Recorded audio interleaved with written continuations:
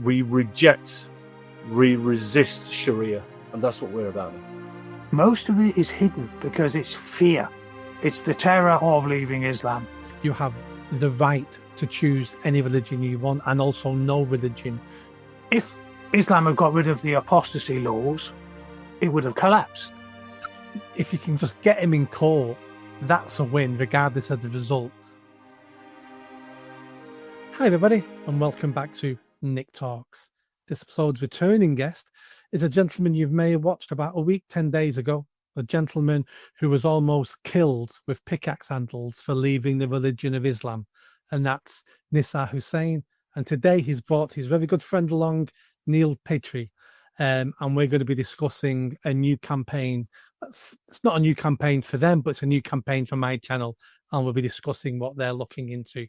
First of all, welcome Nisar and Neil. Hello. Hello, Nick. Good afternoon. Let's jump into it. Neil, I'll go first of all over to you. What is this new campaign you and Nisar are working on?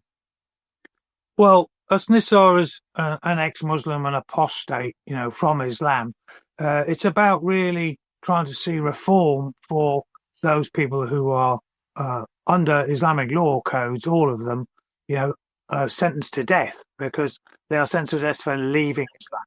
So it just doesn't matter if you're Sunni or a Shia.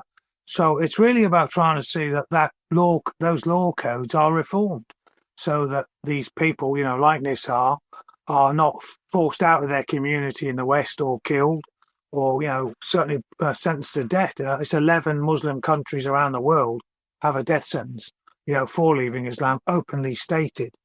So it was about that really, to help ex-Muslims to, be free in our country from that threat, and to help them all around the world from the threat, from whatever Sharia court justice or, councils that there are out there.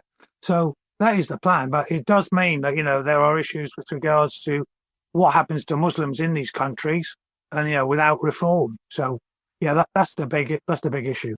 Let me ask you this follow-up question. So obviously we're aware of what happened to Nisar. We talked about it quite eloquently on a channel about a week ago. It got so many great replies, the video. Lots of people, couldn't believe it happened in this country. I would imagine lots of people, after watching that video, will probably think this is a one-off. There may be some people in the country who have been murdered or beaten up like Nisar for leaving the religion of Islam, but most of these problems are in the Middle East, Muslim countries. It's not really a problem over here. Is it a big problem in the UK? Well, the problem is, of course, you can never gauge someone who is thinking of leaving Islam, but is taking into account the terror that they're under for leaving Islam. You see, so it's a huge hidden, and to be frank, it's imponderable. We don't know. No one can say.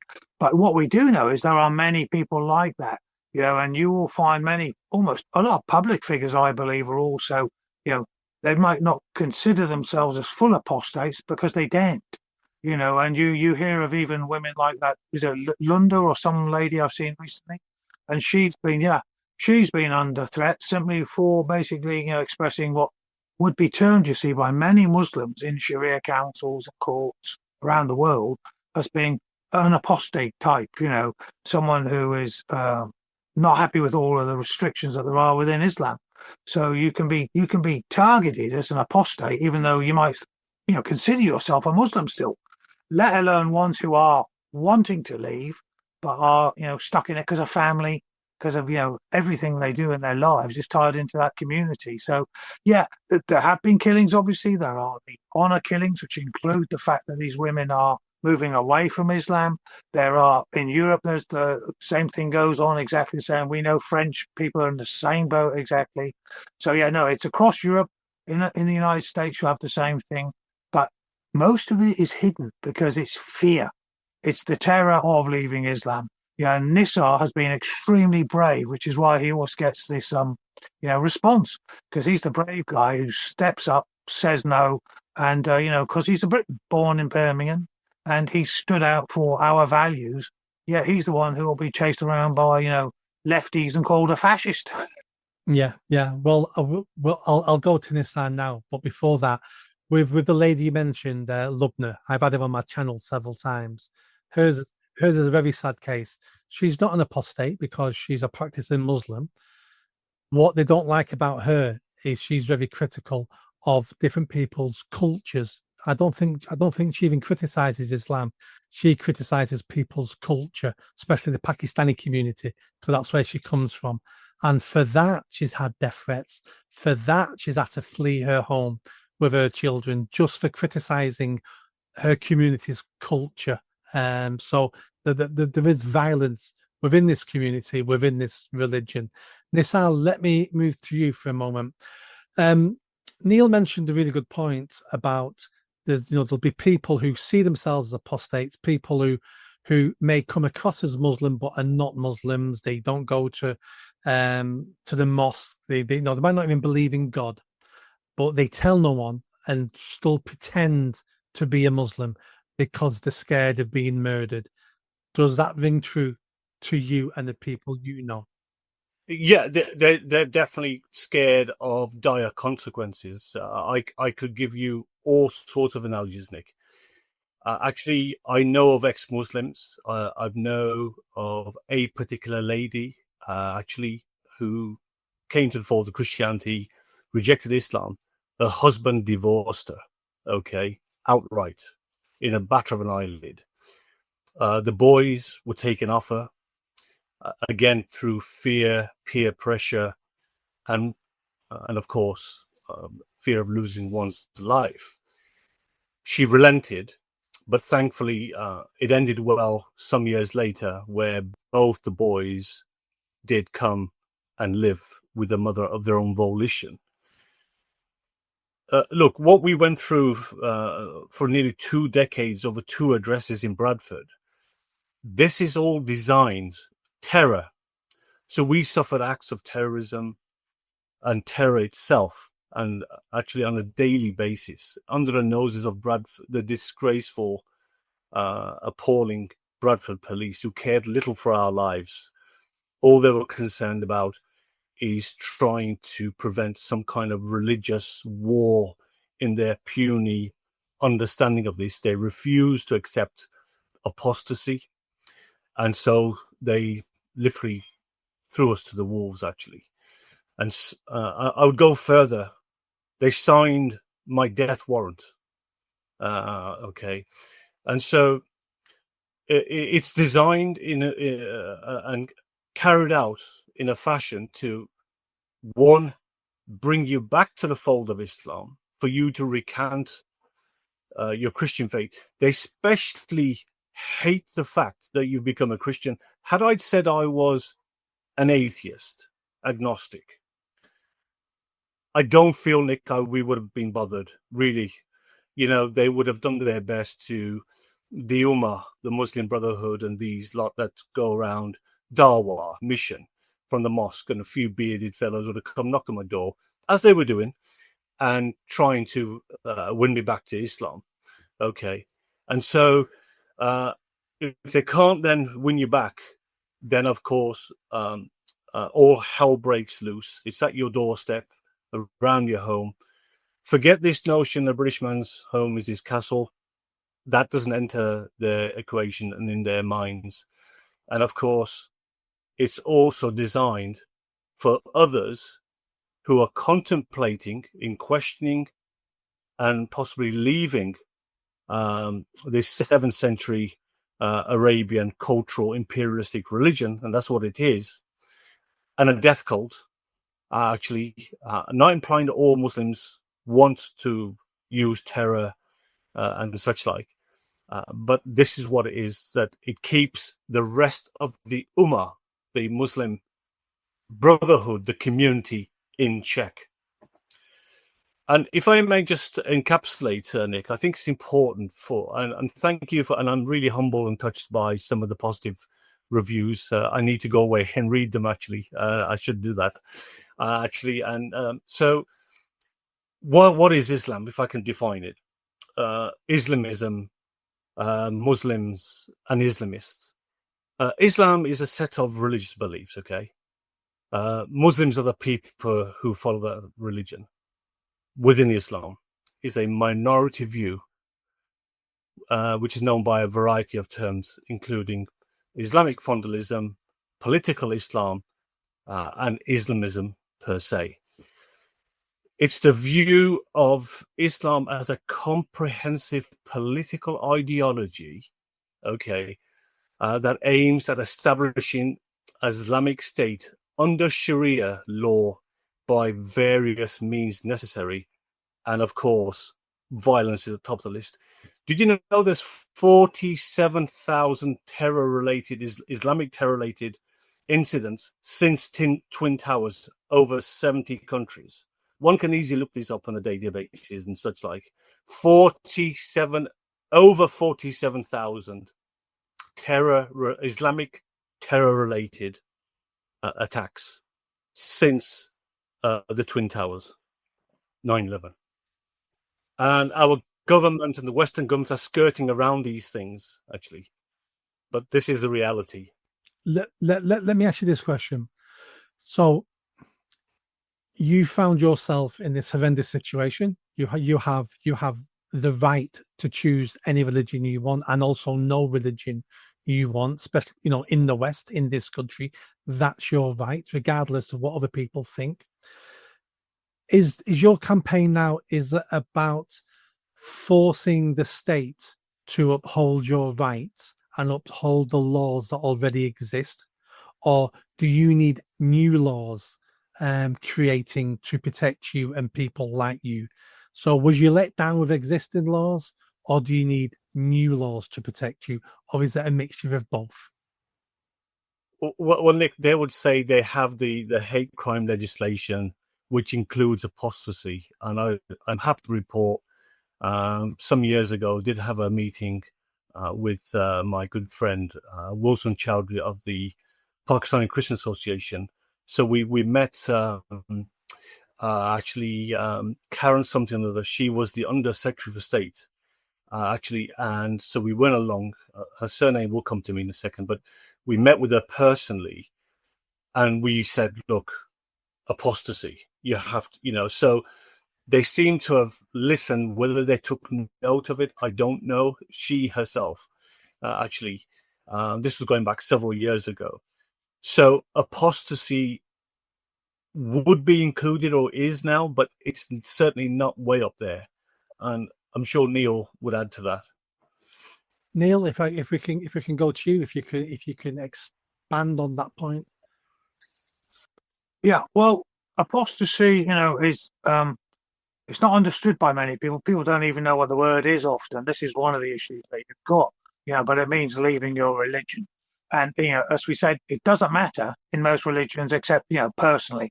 But legally, then in the West, you've got the apostasy protections are supposed to be here, since 2007 for Nisar, but they were never used, despite what you'll have seen in all of those videos of his house being attacked and many other things. And the same for all apostates here. So when you think you've got to go back to 1517, you start getting the changes in our laws where here I stand, I can do no other, says Luther. And then you get, the Protestantism comes on the back of that. So, we've had this, and that is what has defined the West really, is this ability to think freely about your conscience and to express yourself as you wish, and they're all being lost. And you will not have them in a Sharia state. But the left, for whatever reason, seems to think it can persuade these people to work with them. They use them as a battering ram against the rest, So the problem is they tried that in Iran, and then they all end up getting slaughtered, where 3,000 of them were executed for apostasy back in the 80s, you see. And then Jeffrey Robertson did an investigation of that particular event. And Jeffrey Robertson is King's Counsel now, and he runs Doughty Street Chambers, where Lord Starmer worked. Where Starmer worked and Lord Hermer worked. And so he was their boss, you might say, but he was explaining that under the Genocide Convention, that these people who had been executed should have been protected under the Genocide Convention because of their apostasy. He said that if you leave the religion you're born into, you're protected as part of a group under the Genocide Convention. So that is what the genocide case is about. It's been put together on that basis. You know, Nisar and these other people could see these 11 countries be forced into court in London to face the Genocide Convention charges of, you know, of that. But in addition, what about all of those in this country who are Sharia council people or people who support Sharia and support what it means, which is death to people like Nisar, our fellow Briton, you know, and our, you know, in France we fellow Frenchmen.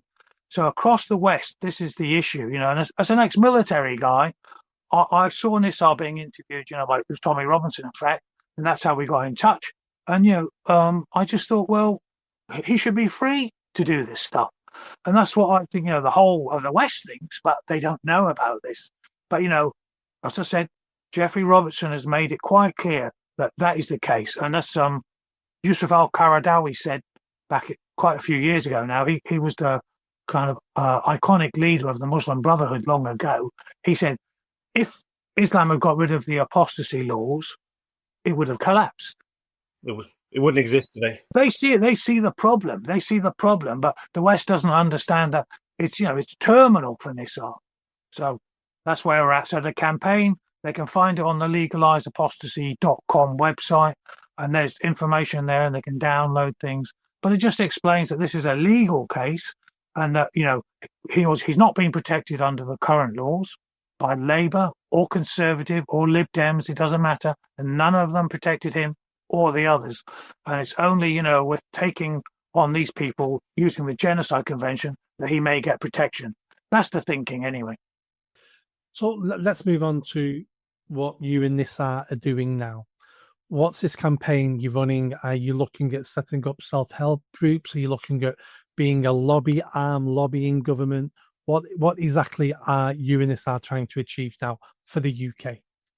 Right. Well, I think, you know, initially the aim is to use the genocide case to draw attention, and then Nisar's got plans, which best he explains about what he sees as he'd like to do for the ex-Muslims as well.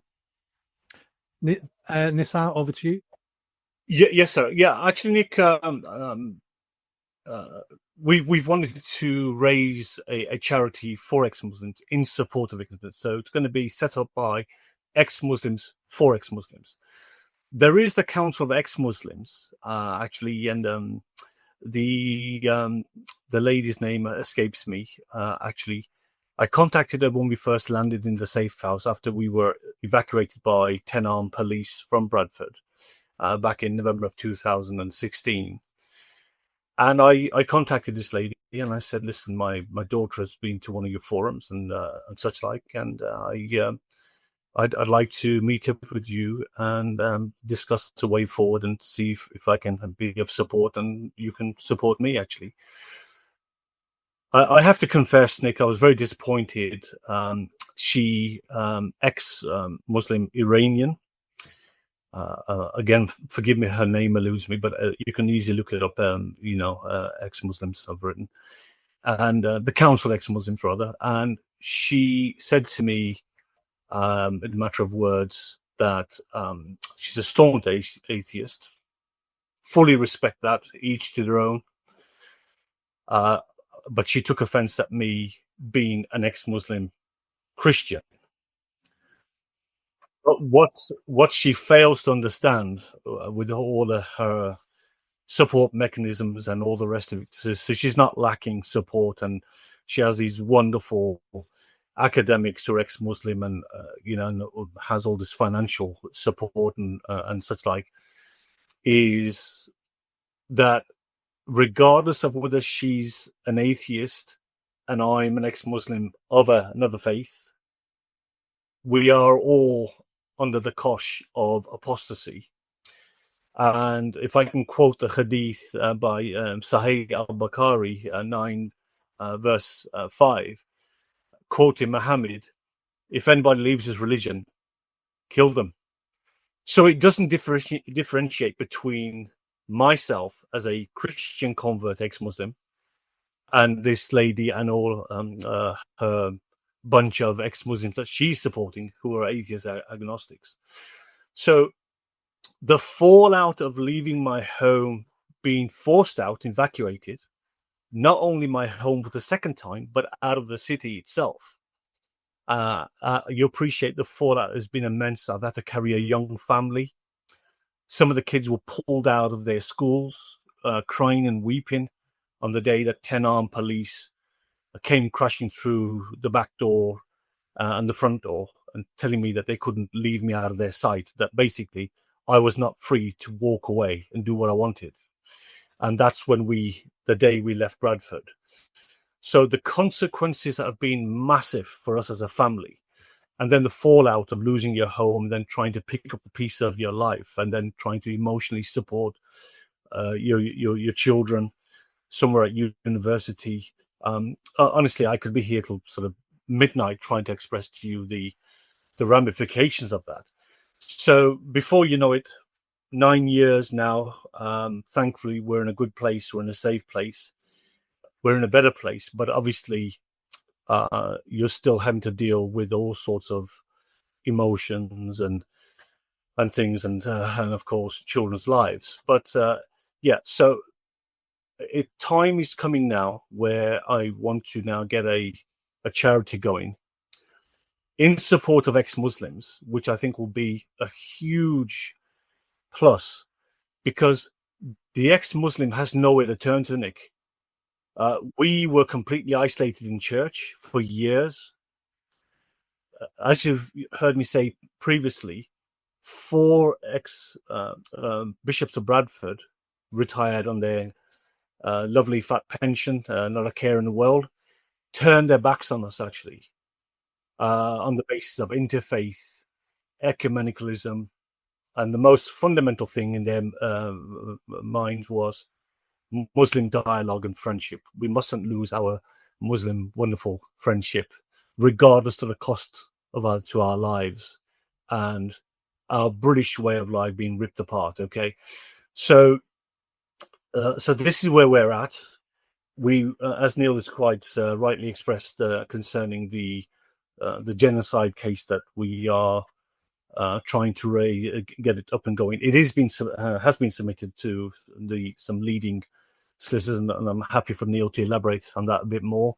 But we're talking big bucks, Neil. We're talking big amount of money.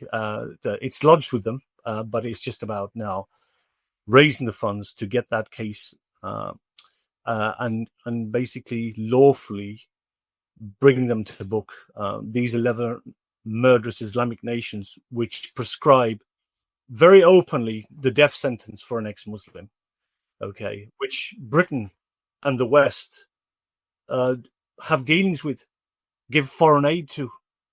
So Pakistan's a prime example, where you've heard time and time again of blasphemy law victims being ripped apart, killed, butchered, murdered, burned to death.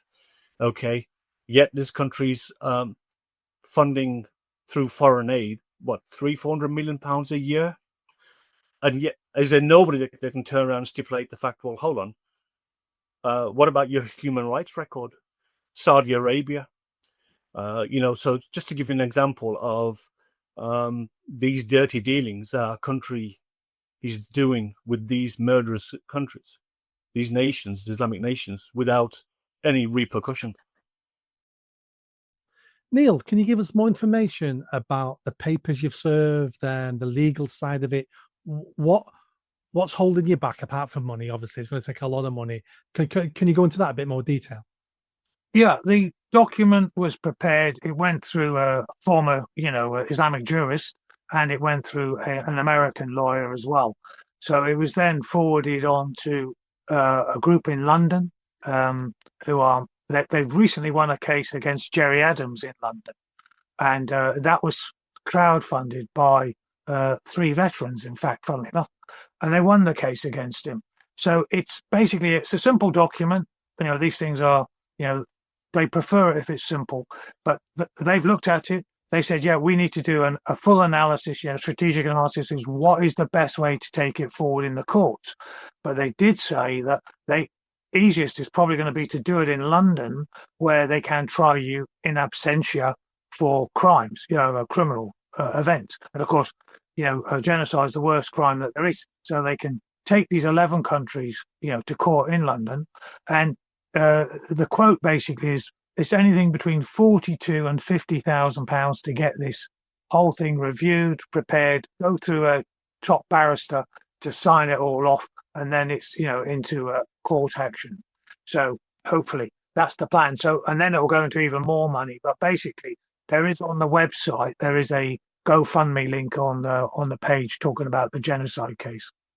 Got a follow-up question. So I understand those 11 countries. They're not nice countries. I wouldn't want to live there. How does taking them to court in London do anything for apostates in the UK? Right. Well, basically, if you think about it, it's the fact that there is this, Islamophobia says you can't say anything against Islam, and people say it's a peaceful religion, etc. The problem is, you see, that is not the case in reality under their law codes. So this is a demonstration that that is in fact not the case, and that those who are saying this are misleading people in this country and in the West. All right. Now, I travel all over the world. I've got friends who are Muslims. I travel there routinely, that part of the world. And, if what people do in Islamic countries is entirely, their issue. But over here, you see, once it's demonstrated that this is, a law code that is ripe for reform, then, we've got British citizens here who are asking for Sharia. Well, the problem is that means death by for apostates. It is seen as the worst crime in Islam. So I don't want that here in Britain. But, going through all of the explanations of Sharia and all of the intricacies of Islamic law is not easy to put forward to people. But it's pretty straightforward when 11 countries start facing genocide charges, in London. It shows and demonstrates to people this is the issue that you've got. And those who are, you could call them accomplices, here in this country by demanding Sharia or allowing, politicians to form links to get votes and block votes out of Muslim communities that believe Nisar should be dead, then I say, how's that British? So the issue then becomes these people might find themselves down the road, Labour and other politicians facing complicity charges under that law code. Because under the Genocide Convention 1948, Article 3, complicity is included as one of the charges. So Jeffrey Robertson has said this is a crime. They're leading. He ran the largest human rights practice in the world when he wrote that back in 2012. And working prior to that, or maybe at the same time, Starmer and Lord Hermer. So they want international law. Well, here's an international law case that they need to chew on, really, so that we can, maintain the safety of our British apostates and help anyone else around the world. Because why shouldn't they have reform? It seems to me they've stopped the slavery, but it came back. So, you need to see real reform really on this law. Otherwise, it's a permanent existential threat against every ex-Muslim in this country, and it's a permanent existential threat against every Muslim, because they then had to live with the fear, the terror of what happens to me if I become an apostate in Britain. So that's where we're at. It's in the thing, and if people want to GoFundMe, it's only $50,000 that they're looking for, Yeah, well, the link you mentioned then I'll put in the description of the video. So if you want to donate, go in the description, you click the link, it'll take you straight there. It's a hell of a case. It's one of those cases that if you can just get him in court, that's a win, regardless of the result. But to get him in court, the publicity that would generate, you wouldn't be able to buy. Nisar, let me go over to you. Anything you want to comment on that? No, I think Neil has really, in a nutshell, has elaborated on that. Actually, look, Nick, we have certain demographics going on in this country. So where the British birth rate is down to 1.2 something of that nature, the average Muslim family, Pakistan family, 5 children. So there's going to be a sizable demographic shift, okay? And whether they have become a majority or a minority, the moral of the story is this: that this community, these group of people, have got the government by the scruff of the neck, and they're dictating Sharia, okay? Whether it's Sharia banking this or Sharia that, And for me and those like me, and I speak for my family as well, my children, I'm a grandfather. Okay, what is going to happen when we're long gone if this is not resolved and if this is not taken care of? It's times like this that don't I pray for Maggie Thatcher or the likes of Maggie Thatcher to be in the realms of parliament and power. Okay. Take the Salman Rushdie affair. She pulled out every stop to say, no, we are British. We have freedom of religion. We have all these freedoms and we're going to stand by them. And she protected that man for 10 years. Okay. Taxpayers' expense. But she was adamant that the Islamists were not going to succeed. Okay. Thank God that this Angela Rayner, I don't wish her any ill personally herself. Am I not glad that she's gone with her blasphemy policy that she was implementing? Okay. And so I'm sure many good Christians were praying, and thank goodness that she's now off the scene. But it won't be long before they're pressurized by Islamic sort of those who are the scholars and the jurists and whoever they see themselves as, to push again the Islamophobia agenda. Okay, they seem to be always the victim, actually, but we know differently. So we really have to really stand up and be counted and really push this thing forward. And I'm just so grateful to Neil since we met 8 years ago now. Neil, it was probably 8.5 years ago. Yeah, no, yeah. And he's been an amazing patriot, a fellow patriot, and I'm a patriot, Nick, and I want to wish this country well. And I see dangers and I see what's looming.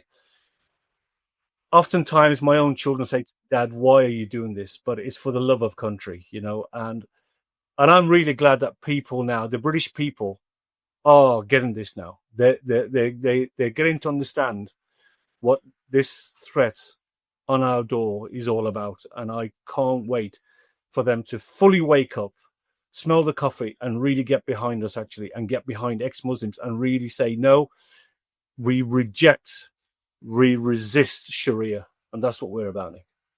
I completely agree. I think, the last 8 years, you may have been shouting into the wind. Nobody wanted to listen. Nobody cared. But over the last 6 months, the country's changed. The country has changed. People are waking up. People are listening on many, many of our problems, and especially around immigration and importing different religions and traditions and norms. People are waking up now. I think it's going to be a lot easier for you now and for Neil to get some ground on this, to get people to listen to you, because the country's changed. Before we go, we've got 30 seconds each. Neil, straight back to you. 30 seconds. Anything you want to add before we go? Yeah, if you've got President Trump's number, that'd be useful, because then obviously I think, yeah, or JD Vance, any of these Americans, because I think, it'll be the 7th Cavalry coming over the hill that's required. Yeah, that's my thinking. That's it. Nissa, last words from you. Well, actually, Neil has actually now brought up memories of having a meeting with Pete Hegseth, who's now the defense secretary. I was interviewed by him last year in relation to Fox News. My only regret is I didn't get his personal mobile number, actually, or maybe his email or something, that we could have gone along and had a meeting. But who knows? I'm still trying to reach him, and so we need a bit of a breakthrough, because these capitulating, weak, treacherous politicians, and I speak of Starmer as well. Starmer the Harmer, a treacherous man, actually, and so we're looking forward to the day, actually, that we can expose them for what they are and really rally behind this country and make it great again and raise those flags. That's a perfect place to end. Things are changing. Keep fighting the fight, and I think you're going to find it easier over the next couple of years compared to the last 8 years. Gents, thanks for coming on the show, and feel free to come back on again when you've got some good news and when you've got those 11 countries in court. Thank you, and I'll see you both again soon. Yeah, thank you, Nick. All the best. Thanks, Nick. Thank you. All the best.